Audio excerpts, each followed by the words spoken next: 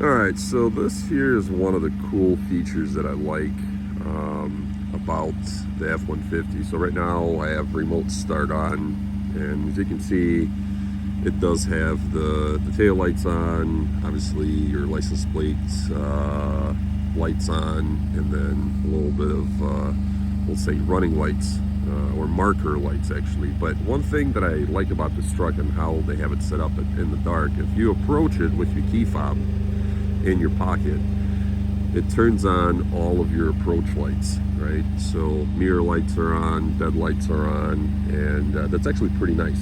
I think this feature is pretty cool, especially for, you know, either nighttime or when it's dark and winter is coming. So I think that's pretty sweet.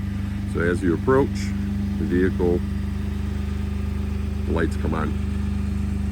Very, very useful option in my eyes.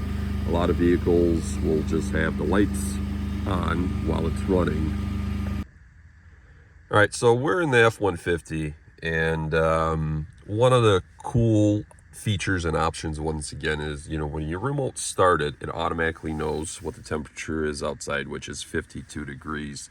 So heated seats are on.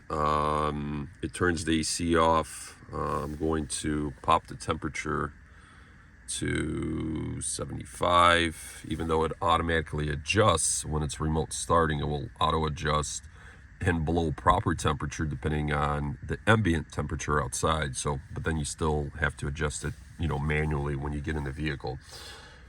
Very, very cool. Now, as you guys notice, the vehicle is on right now, and when it goes through remote start cycles, it, you know, depending on the conditions, right, it will start the engine, shut off the engine, start the engine, go back into hybrid mode. But when you put in reverse, okay, as you can see, it makes that beeping noise, right? And that is because that kind of caught me off guard at first. That's because it's electric. So when you're backing out, the engine is off and it's letting everyone know the vehicle is in motion. Kind of new. And then the first time I ever actually got in this truck, I was kind of shocked because I was pushing the push to start button, and normally you would hear the engine start up. Well, it doesn't. When you get in the truck, you just push the button. It's dead silence unless you have like the, you know, your AC on or your heat on. You'll hear the blower going. Now, if you look over here, here is the garage door. It's open. So I'm going to say, Alexa, turn on the garage door. Okay. That's pretty cool. So I have Alexa at the house, controls multiple devices, lights, stuff like that, right? So all I have to do is tell her. I'm not quite sure how to help you with that. Yeah, now it's listening, but yeah, that is very, very cool. So as you're pulling up to the house, you can be anywhere, honestly. You're not, relying on the actual signal or the distance anymore. So you can be, pulling up to the house like at the end of the block and, command the door to open. And yes, you can change the messages. You can tell, I just have it set basically as a switch. So turn on the door to open, turn on the door to close. But then, you can actually program it through the Alexa app. I don't really need to do that. You can say, basically open the door, close the door, and it'll do the same thing. All right, so let's go to Lowe's. All right, so taking off to Lowe's, and the lights on all of these new vehicles, all the LED lights, headlights, fog lights are pretty cool. But one thing about F-150s, if you own one, right now I have my fog lights on. I usually leave my fog lights on all the time. So for demonstration purposes, I'm going to here shut the lights off. Makes a huge difference. But when you shut off your lights, you'll notice it. Your fog lights turn into cornering lights, right? So anytime you take a corner, I'll show you here. See that? Boom, the light comes on. So it will turn on the left fog light. If you're turning left, it will, turn on the right one. If you're turning right, and then obviously, as you guys just saw, shut it off. So we're gonna turn the fog lights back on.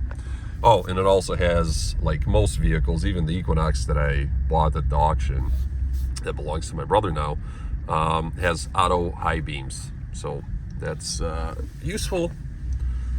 I think you can turn it off here. I'm not really sure, but so let's turn the fog lights on. There you go.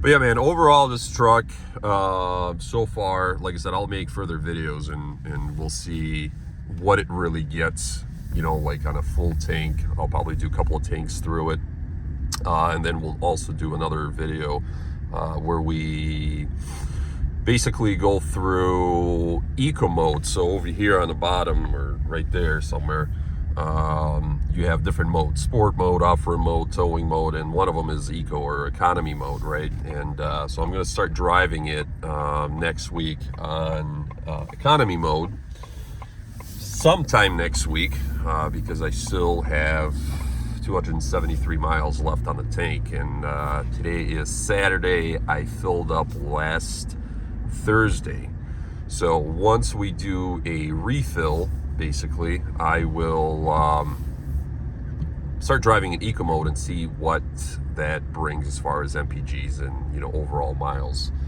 on this truck. But doing my calculations right now, I can tell you that I can drive on one tank that's gas and electric combined for like 2 weeks. And mind you, I drive to and from work. I drive every day to pick up my youngest kid, and then everywhere else that I drive. So 2 weeks is not freaking too bad for a full-size pickup truck with the torque and the power levels that the Power Boost brings. All right, next stop will be Lowe's.